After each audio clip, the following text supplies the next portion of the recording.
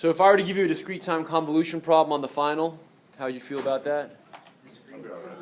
Like we can do it like a tab of the note. Yeah. And X event and Y event. And Yeah. like put your difference equation, solve it, and Yeah, you don't even need a you don't even need a difference equation. Like if I gave you, if I told you, for example, the filter is 1, 2, 1, and the signal is 1, 3, 2, 4, and I said convolve them, could you do that? Yeah, flip it. Does it matter which one you flip and shift? No, right? It doesn't even matter. So. But the one you flip is the one you have to shift? Yes. Yeah. Yeah, I mean, as long as you're shifting them, I mean, if you shift this one this way, or this one this way, it's really the same thing, right? So, good. All right. Can we do an example of this? You want to do that one? Find a less crappy black marker.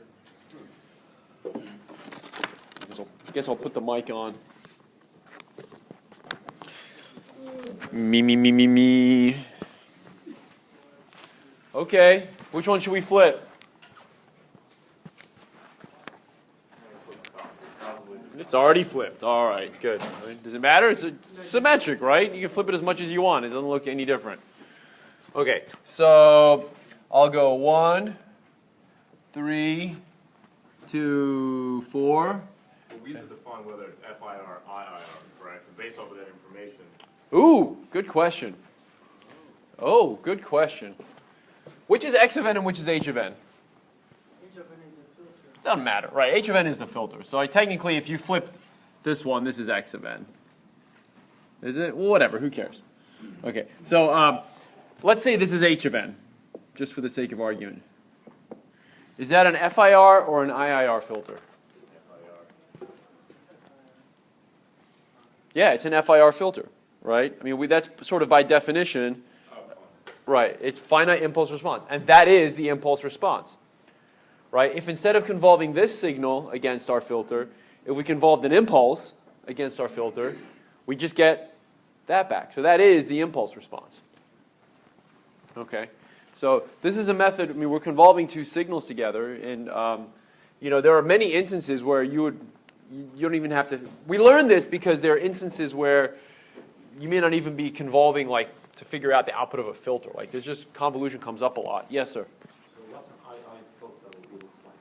IIR filter you can't solve using this method. You actually have to draw the graph. Because technically for an IIR filter it never ends. Right? It goes on forever. It goes on to infinity, right? Because it's an infinite impulse response. No, it has a start. It has a beginning, but if H was an IIR filter, and I put an impulse through there, the impulse response would go on forever, right? So, you could sum it together, but you couldn't just do it with this convolution method. You really need to draw the block diagram. Yes. For example, for this kind of filter we have, it's an FIR. How can you tell it's a low pass or high pass filter? Well, the easiest way is to just take the Fourier transform of it, right? You remember the formula for it, right? It's that's the sum of x of n e to the minus j omega n. Compute that, and then make a plot of omega versus the magnitude of h of omega between 0 and pi, and see what it does, right? If the plot looks like this, you've got yourself a low-pass filter, right? If it does like this, you've got a bandpass, and so on.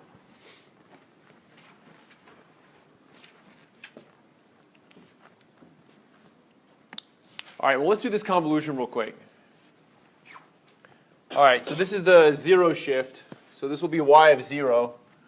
So what's y of 0 going to equal? 1, right? Because there's only one overlap, and it's 1. Okay, so now I'll shift it again. What do I got now? I've got 3 times 1 and 1 times 2. You add them together, that gives you 5. So y of 1 equals 5. Okay, and then that's it, like wash, rinse, repeat, right? 1, 2, 1. So what do you get? 1, 6, and 2. 6, 7, 8, 9. Okay. Let's just go the whole way out. 1, 2, 1. So that gives us 3, 4, and 4. 8, 9, 10, 11. Bless you. 1, 2, 1. 8, 10. And then finally 4. Okay, the last one's by inspection. Is 4. So you put it all together. If that's h of n, and this is x of n, then your y of n is going to equal 1, 5, 9, 11, 10, and 4. Yes, sir. Oh, no, I was just kind of plotting it in my head. Right. So, just to be fair, I haven't given you like the n values for any of these. Like these are just like the y values. I haven't told you what's on the x-axis. Right? So let's say h of n look like this. 1, 2, 1. So 0, 1, 2, and h of n. And let's say x of n looked like this. So what do we have? 1, 3, 2, 4. 1, 3, 2, 4.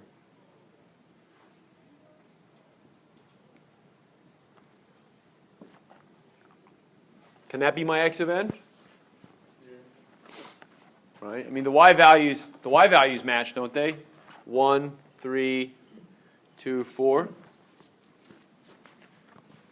I'm just trying to point out that when I tell you that your x signal is this, I didn't really stipulate whether the first sample starts at n equals 0 or n equals 2 or n equals negative 2. Right? That's sort of like a separate thing. But it turns out not to affect the output of the convolution at all, right? It's just like the time shift property. It's just a time shift. So y of 0 would be y of 2. Right. So in this case, the first output of my y, so that's what I wanted to ask you is what would be the first value of y? I mean, not the first value, but the first n for y. Yeah, y of 2 would be the first. So this would be y of, if I did it like that, then that number would be y of 2. Right? Because if you flip this, you have to shift it 2 units. Right? If you flip it, this lines up at n equals 0. You shift it once to get to 1 and again to get to 2. So you have to do 2 shifts before you start to get any convolution. So that's why it's y of 2. Well, it's pretty straightforward, right? It's not meant to be, it's actually pretty easy in the sense of like number crunching. Like you don't have to integrate anything. It's just multiply and add, multiply and add. There's actually another way to do the same convolution, which you might find useful, that doesn't require the flip and shift method, but it gives you exactly the same answer. So my impulse response is 1, 2, 1, is it not? Okay. So instead of my input being 1, 3, 2, 4, what if my input was just 1, the impulse? What would be my response? What would be the filter response if my input was just the number 1? Be 1, 2, 1. Okay, now, suppose my input was just the number 3. What would my response be? 3, 6, 3. And it would be shifted over by 1 because this is shifted over by 1. Right? So 3, 6, 3. Yeah? Oh, you just good? All right. Now we repeat. So for the 2, we have 2, 4, 2. And the final output, the final input number is the 4, which is going to give us 4, 8, 4. And you can see I've lined them all up according to their shifts. And then you add going down the columns. 1, 5, 9. Holy cow, is this going to work? 11, 10, and 4.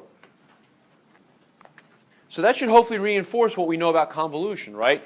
The first day we defined convolution, I said all you're doing is you're taking a bunch of impulse responses and you're scaling them and shifting them, right? The reason why we needed the integral is because when you're in discrete space, there's an infinite number of values per column, right? So you have to integrate in order to do this sum. But in the discrete space, it's finite. You just add them. It's pretty tasty.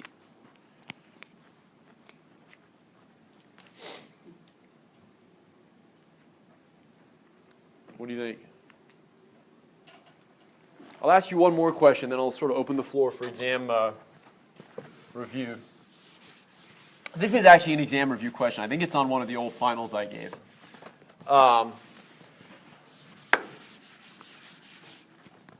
So suppose I give you this filter, h of n.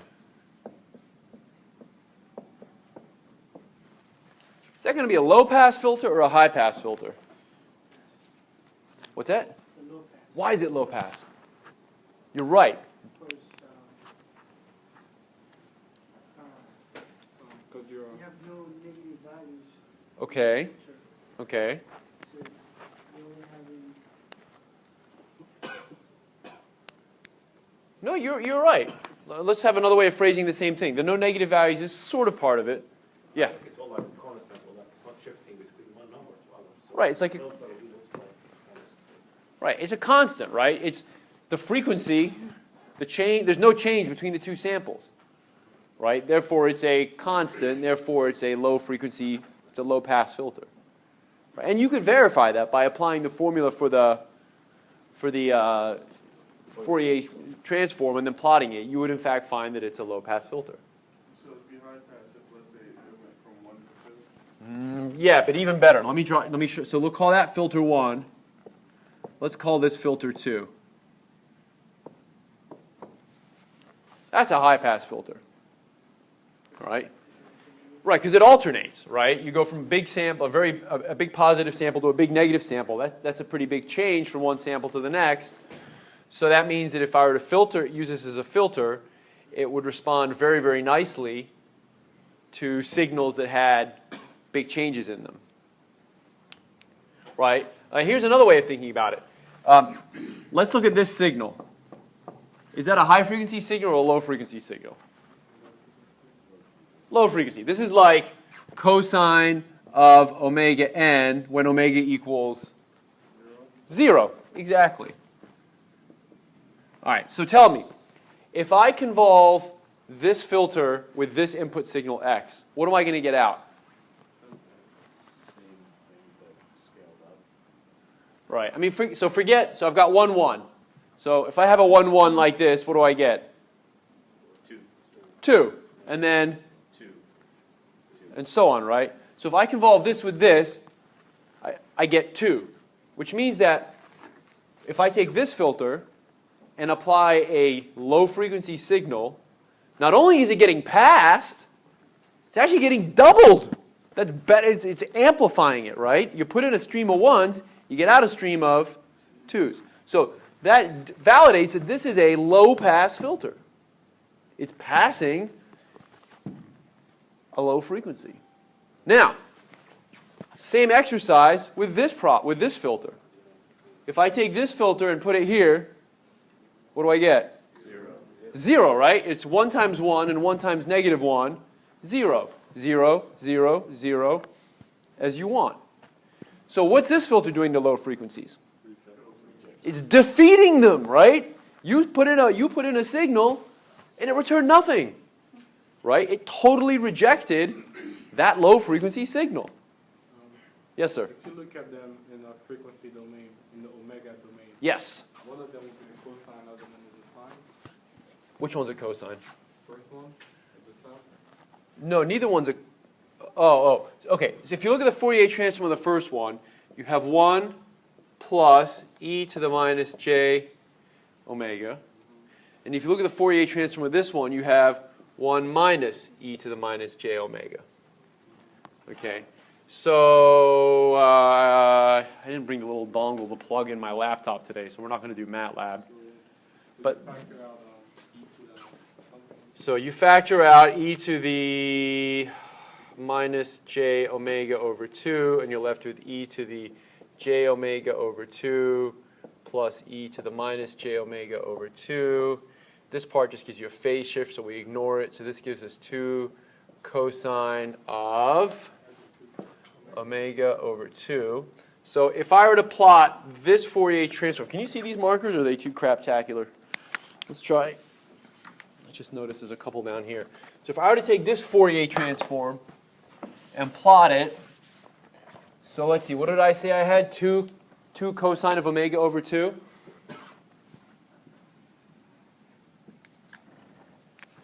Well, that one's not much better. So let's see. Cosine of omega over 2. So basically now I'm trying to plot the magnitude of this function, right? So at omega equals 0, I've got 2, because it's cosine of 0. Well, actually, so it's cosine of omega over 2. What's the period of a cosine omega over 2?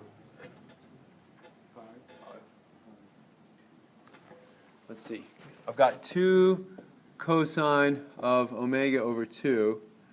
I know that in general it's cosine of, let's see.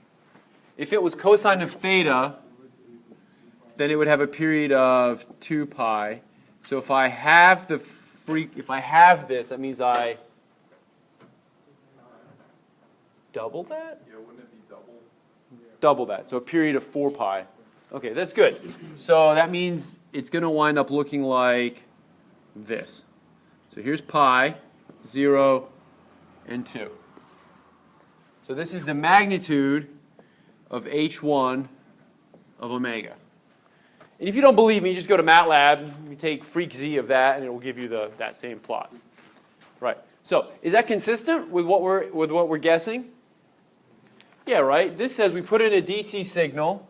That DC signal came back with double the amplitude. Right? What if I supplied this input signal? Right? What's that signal that I just wrote? What's that x of n? Can I express that as a cosine?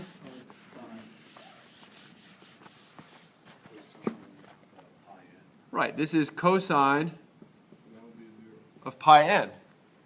Right? So according to this, if we filter this filter onto this data, the result should be 0, right? And it is, right? If you do 1, 1, 1, 1, 1, 1, 1, 1, and so on, you get zeros out. So that matches. So that makes sense. Yes, sir? If you reverse the 1 for H2 to make the first one -1, the 1 for 1, will that still be a high-pass filter? Absolutely. Because all you're doing is scaling the filter by -1, which is basically multiplying it by -1 is the same as multiplying it by 1 e to the j pi. So really you're not affecting the magnitude, you're only affecting the phase angle by pi radians per sample. Done deal. So it'll affect the phase but not the amplitude. Okay, now if we were to do the same thing for H2, and I'll spare you the math, basically instead of a cosine you get a sine, and if we were to plot it, we get that. Right? So this is magnitude of H2 of, good grief, Obaid, come on. There we go. So there's the magnitude of H2 of n. High pass filter, right? Put in a DC signal, right? If you apply a DC signal to this filter, you get 0. If you apply a high frequency signal to this filter, what do you get? If I do 1, -1, I get 1 times 1 and -1 times -1 gives you 2. And then you'll have 1 and, right, this one actually might be worth doing, right? So we figured out what it was when it was 1, -1. Now I shift it over by 1. What do I get? -2. -2, and then +2, -2, +2, -2. So it's like I took my original signal and doubled it. There you go. Original signal doubled.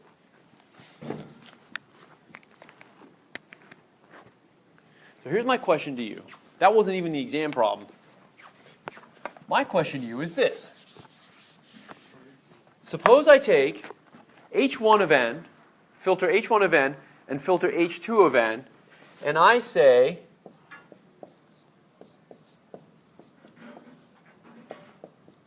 can we please convolve those two impulse responses? That should be easy to convolve, right? Even I can do that. -1 and 0. What's that? -1 and 0. 1, 0, -1. 1, 0, -1, right? So it's if I take this one, flip it, it's the same thing. So it's 1, 1. So 1, then you shift it over again, 1, 1, gives you 0, and then you shift it a third time, you get a negative 1. So the convolution of those is 1, 0, negative 1. And my question to you is, if H1's a low-pass filter, and H1's a high-pass filter, what is this new filter? It's a bandpass filter. Right? And here's how you can tell, right? If you take your signal, x of n, and the first thing you do is filter it with h1 of n, what would this output be? It would be x1 convolved with, so it would be x convolved with h1, right? So this signal right here is x1 convolved with h1. Sorry, not x1, there's no x1, it's just x. Okay. And now, I'm going to filter it again with h2 of n, the high-pass filter. So I've low-pass filtered it, and now I've high-pass filtered it. So what comes out the other end is x convolved with h1 convolved with h2. And really all I'm saying is that instead of thinking of this as two different filters, what you could do is just pretend like that was one big-ass filter, and the impulse response of the big-ass filter would be h1 convolve h2. So therefore, this is a bandpass filter. How could I prove it's a bandpass filter?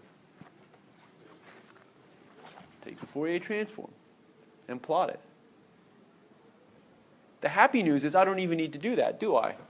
What do I know it has to be?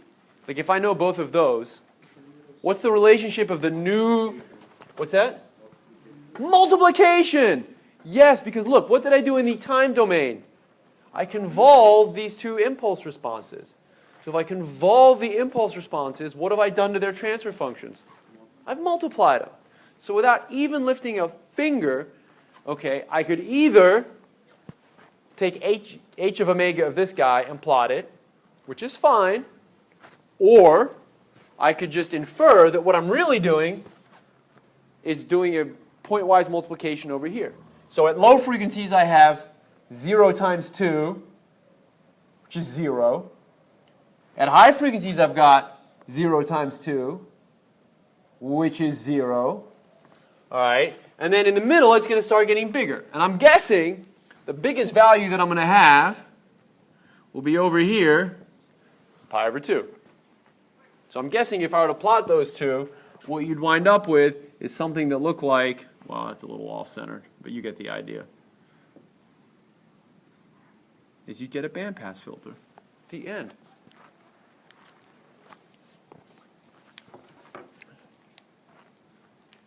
That's kind of, it's at least a little bit neat, right? Yeah. But if you add, then you still get. No. No, if you add it, you get nothing, actually. That's a really interesting question. If you take the output of a high-pass filter and add it to that. So wait, you're essentially saying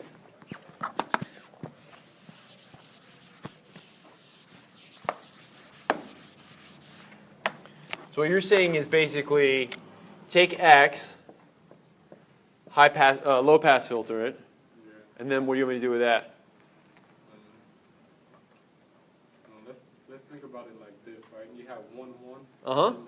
Oh, if you add the two filters together. Okay, so this is a cool question. If I were to add the two filters together, I'd get 2, 0, right? So what kind of filter would 2, 0 be? Just gaining it by 2. Gaining it by 2, and you said high pass? This is a fun question. I'm glad you asked this question.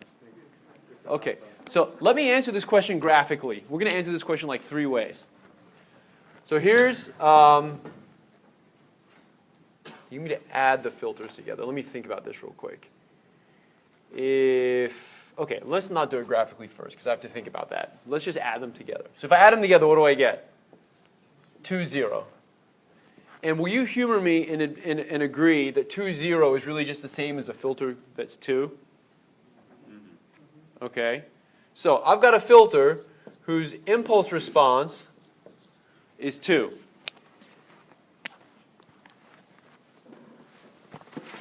What's that doing for me? Doubles the signal.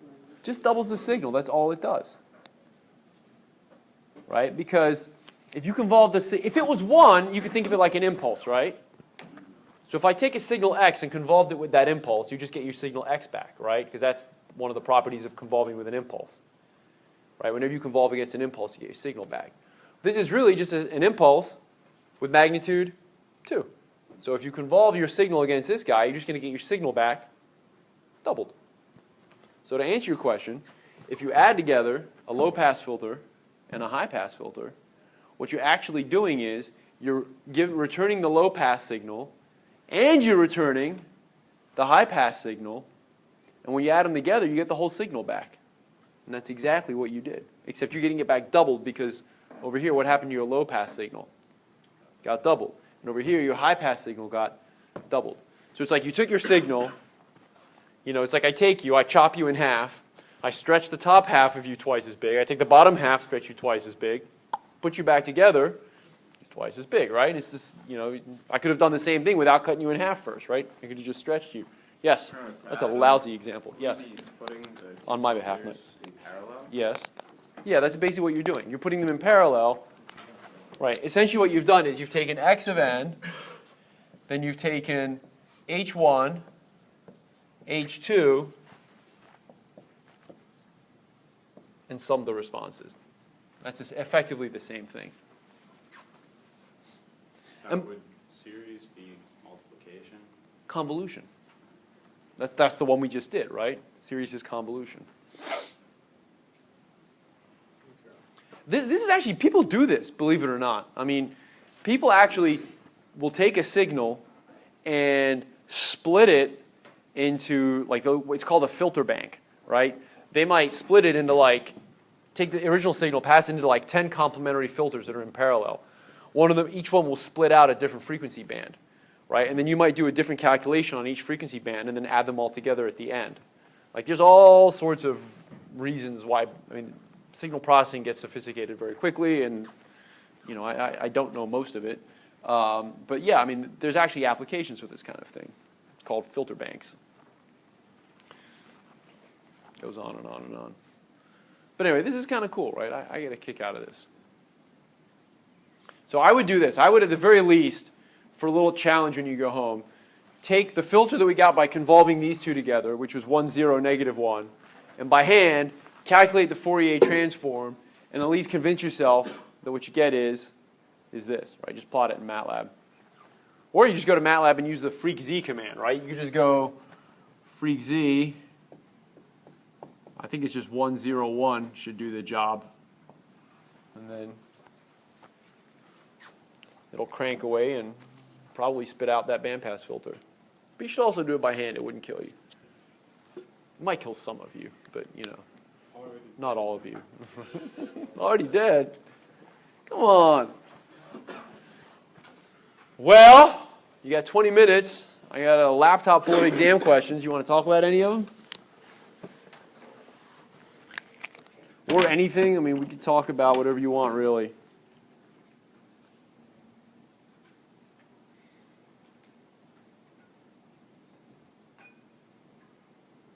Nobody has exam questions.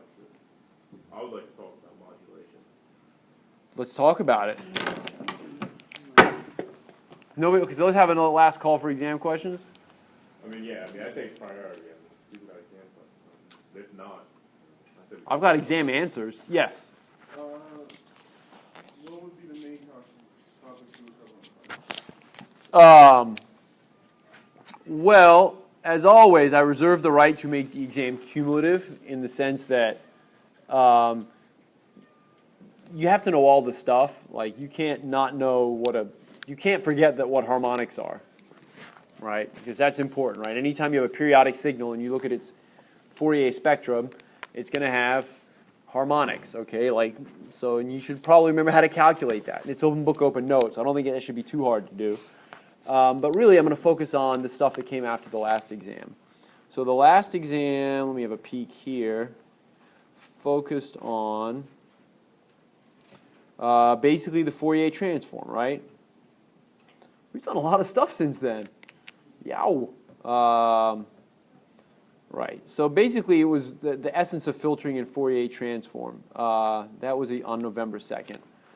So really, since then, we've done like a lot of the more. What's that? Right. Convolution. We've done like filtering.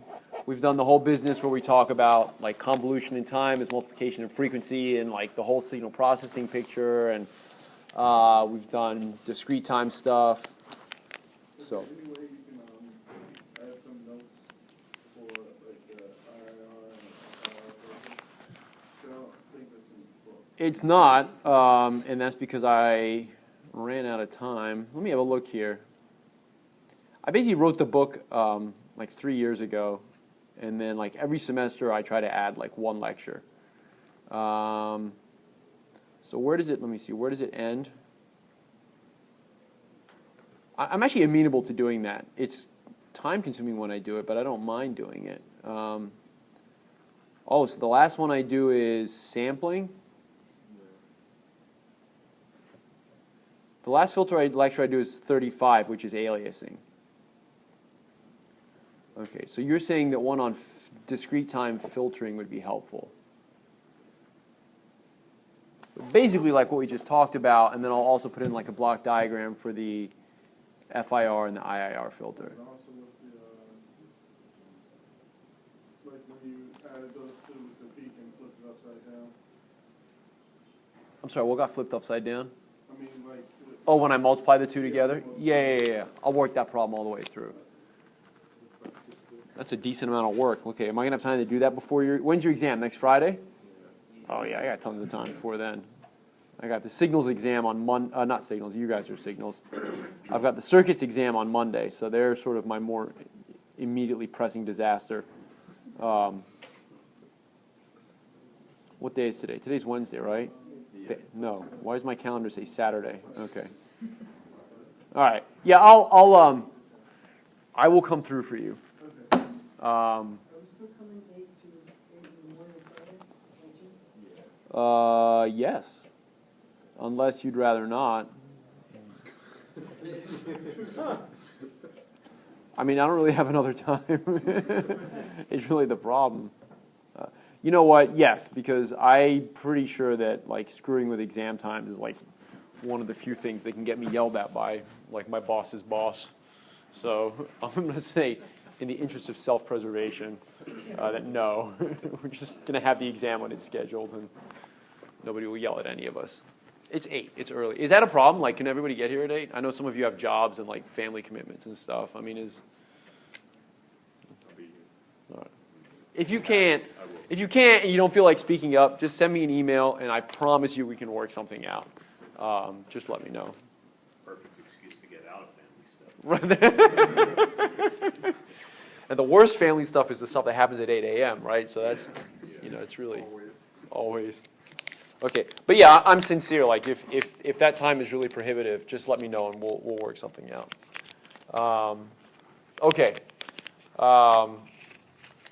Exam questions. Just a random, Yes, go ahead. just a random question, for the last assignment, there's like, an image 4, and it seems to be, Is that the one that's like the grid looking one? It's No. like a condensed square wave. Yeah. It has a period of 2, so you're gonna get a discrete frequency of pi. It's a square wave, but but it repeats every 2 pixels. Yeah. Because just be careful. It So looks like a cosine wave though, when pi looks like it's 2 impulses. But at the edge of pi, like yeah. oh, right. I don't get it, because to me, I think from what I understand, should be a sync function. Because it's Because a it's, no. You only get a sync function. You only get a sync function when it's a non-repeating signal, right? If you have a square wave, still, it should still be, you should still have harmonics as but it's a square wave, right? Okay. So first off, this. If I show you this and you take its Fourier transform, you get a sync function. Yes.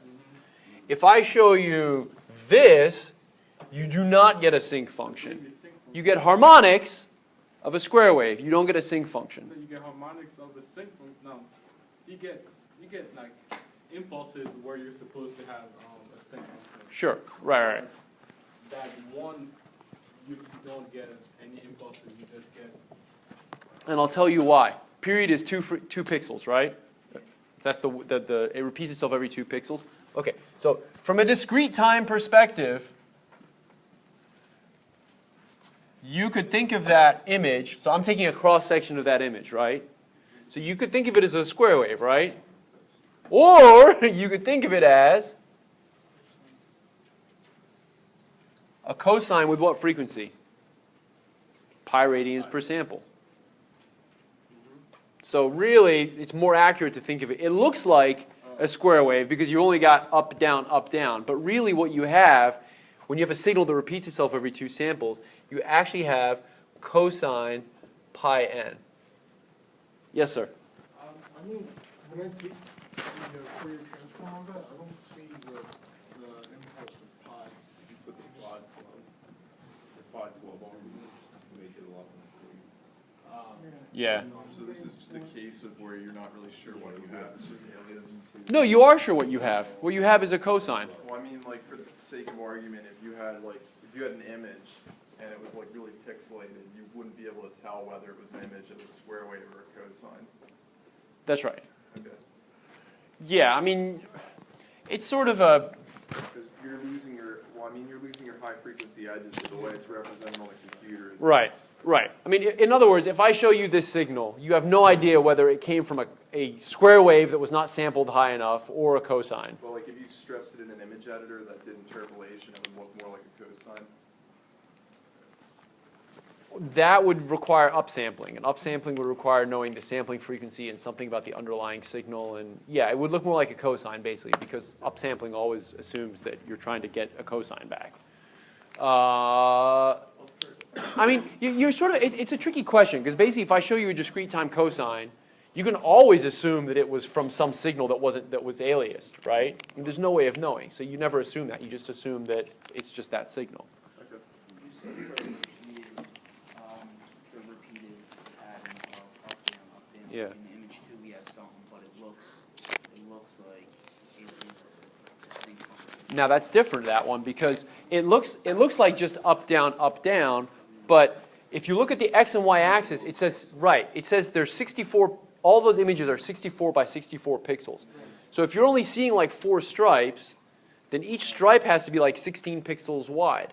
So really in that case, now you are looking at a repeating square wave, and there you really will expect to see a sync function.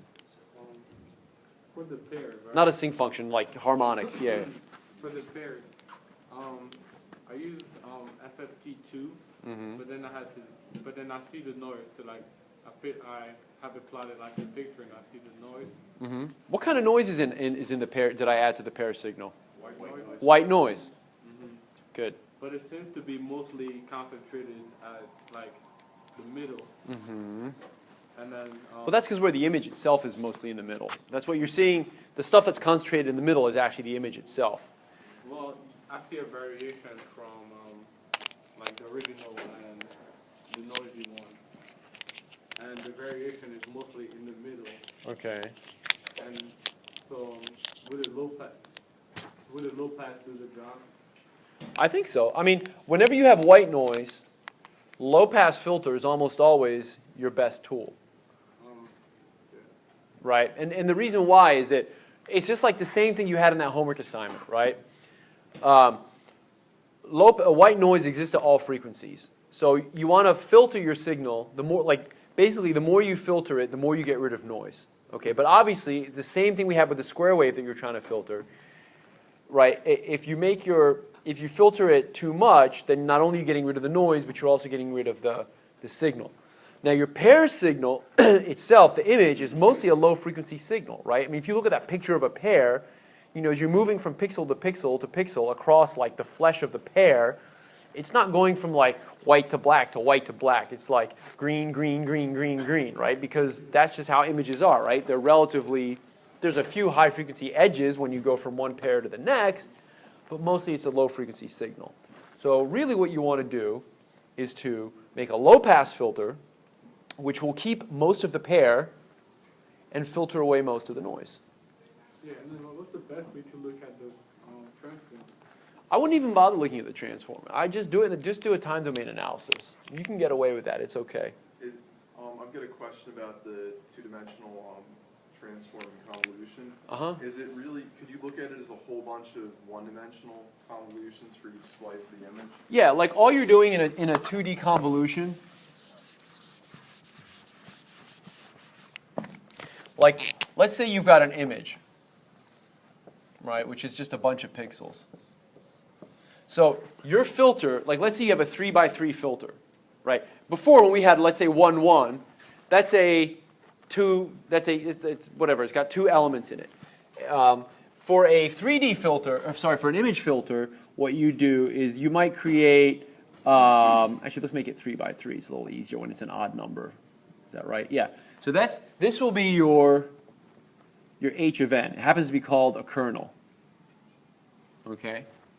So what you do is, you take the kernel, pop it on top of your image, and now what you've got is 9 kernel values, and underneath them, 9 image values, multiply and add, right? You multiply each kernel value with its corresponding pixel value. You multiply those, and then you add them together, and that gives you a number. Okay? Then, you take your kernel, That one number is a pixel. and all that will give you the filtered value for 1 pixel. And then you take your kernel and you shift it, right? So then instead of covering this 3x3 grid, now you're covering this 3x3, and then you just march it down till you get to the end of the image, and then you go to then you shift it down 1 and you start over again, and that's it. That's 2D filtering. Yes. How does like the government transmit like stealth information to planes and stuff without? They don't tell me. No. You know, it's data, right? There's all these encryption algorithms, and really, I think the encryption algorithms don't care whether they're encrypting audio or graphics. It's just numbers, right? Beyond that, I don't really know a ton of the details. Like there's a lot of different What they do is cryptographic methods. They use one-way math that's it's almost impossible to reverse. That's where the encryption is. Right. Yeah, I mean, But they gotta know like the encryption code. right, there's always a key, right? There's an encryption key, and so, you know, if the guy on the receiving end has the code to unlock it, then yes. But then Pakistan were able to get hold of the data. Right, I mean, so you could actually think of a very simple cryptography key, right? What if before you transmitted me a signal, you convolved it with some filter that was like not a high pass filter or a low pass filter. It was just you just convolved it with like some numbers, okay, and turned it from a nice sequence of information into just gibberish. And you transmit the gibberish, and I receive the gibberish. As long as I know how you convolved the data, like as long as I know that you took that perfectly good signal and convolved it against the garbage 1342, I could deconvolve it. I could take the signal and work backwards and unconvolve. You can actually work convolution backwards, right? I could unconvolve it with the whatever I just said and get the original signal back. As long as I know what you used to crap it up with, I could uncrap it as long as I know the same thing. And if somebody in the middle captures it, unless they know how I encrypted it, they're not going to know how to unconvolve it. So I mean that's like a basic example, and then it just gets a lot more sophisticated from there. But that's like a basic example. An even better example would be if the encryption values changed every minute, for example. Like what if every minute you used a different code to encrypt the data, right? So now I would need some method on my end of knowing like every minute I would have to change my deconvolution filter so that I would know how to retrieve your signal. And it just gets more and more sophisticated. But essentially those are the concept. It's cool, right? I mean, you get paid a lot of money to do that and have to work on some very cool projects. I've been told, I have a friend of mine who he doesn't work for the Department of Defense. He works for a small, like privately owned company in Northern Virginia, and they do exclusively defense contracts. And he was telling me, if you know your signal processing and you can program and you can get a clearance, He's like, you can walk into jobs making tons of money, like 6-figure salaries, with a master's, like starting with a master's degree. He's like, wait. He said, oh, come. He's like, leave Temple. I'll hire you without an interview. Like, just, it's substantially more money than I make now. You just got to be able to get clearance and, do some of this math. So it's actually quite applicable and very useful. Fortunately, you don't know the math, so we'll always have use, right? I don't know. Every man's got a price. So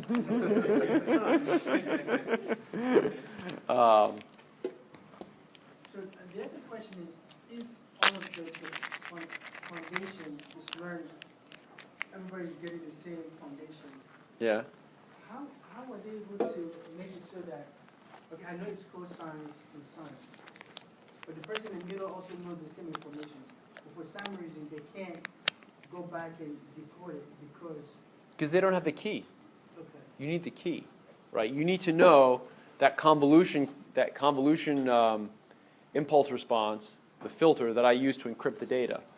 Unless you have that, you can know all the cosines you want. You're not going to know how to get it back. Yes, sir. It's kind of like putting the noise, and you need to know what kind of noise that is. Right. So I think where it got interesting, like in World War II, especially when I know they did a lot of like cryptography work and trying to decode these messages, but where it gets cool is like you figure, okay, they're probably using the same encryption method over and over again, right? So then you start to say, well, are there any patterns in the data that might suggest a pattern that we could use to decode this? Like a very simple thing would be, what if whenever you were transmitting text, for every character, you took the letter and advanced it by 2 letters. So if you had like an A, if you wanted to write the word at, instead of, you would advance the A to a C, and you would advance the T to what comes 2 letters after T? V, right? So you write CV instead of AT. And that's a pattern, right? And you really can only decode it if the person on the other end knows that that's what you did. Unless you always use that same code to transmit the data, and then somebody clever in the middle says, like, there's some patterns here, right? There's always this 3-letter word that appears very often. I wonder if that means the, right? And then, now you've cracked that word, and you start to crack it like, bit by bit, and then you can actually tease it apart. So that's when you wind up having to use these cryptography methods that become very, very hard to crack, like a much better method than just adding 2 letters to each. Yeah, but just like you said, you need a pattern. Like there's always like a pattern in everything we do. Like I don't know, with music, there might be a certain noise that you always get, or a certain frequency that you always know is going to get distorted. So then you know that you're always going to need that kind of filter, pretty much. Right. So signals kind of get entwined with stochastic. Is that it? Yep. That's why you're going to go learn stochastics next semester. I mean, we do this for a reason, right? It's almost like we know what we're doing. Anyway, this stuff gets interesting, right? I mean, there's a lot of like applicability to this, and it's like I said on the first day of the semester, right? To kind of bring it full circle, you learn circuits and you learn computers because you're trying to manipulate information, right? So unless you understand the theory of information, all that other stuff is just like circuit tricks, right? I mean, just manipulating ions or whatever, like electrons. But now that you understand how to move information, you can start to think about all the stuff you can do with it, right? You're talking about cryptography, you're talking about images, you're talking about music, like the whole world runs on information, right? So now you have the tools to understand it.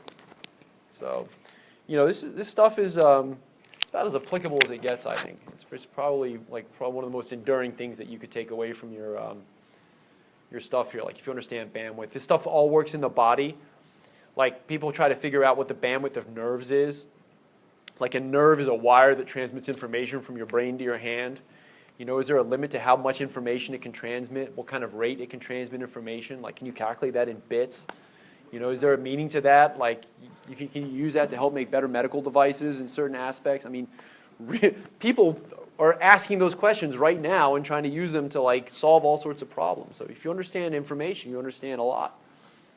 All right, last question, then we're going to go. When you're in the plane, when you sit by the engines, Yeah. on the ground it's really loud, but in the plane you don't really feel it. How do they anticipate that? How do they get the sound to be quieter? How do they get it that material, Um, like the I've got Yeah. a similar question, like if you've got a wall and somebody's playing like loud music and you only hear the low frequency. Yeah, that question I can answer. Mechanical low pass. Yeah, it's basically mechanical low pass filter. Like the bass frequencies, because they're lower frequency, it's easier for them to move a big surface like a wall, and therefore that energy gets kind of transmitted through. But a high frequency energy, it's like the wall has too much momentum to be vibrated at those frequencies and essentially can't pass them on. So it's kind of like when playing the bass, you actually, if you play really close to a drum set, and you play the bass, it actually vibrates the drum. Yeah, yeah. But the, like the guitar Never does. I took It's not louder, so. I'll tell you a cool story. When I was in college, I took a course on acoustics taught by that guy. That guy, like the guy whose names are on the speakers. But it was all information, right? You can actually write mathematical models to describe how,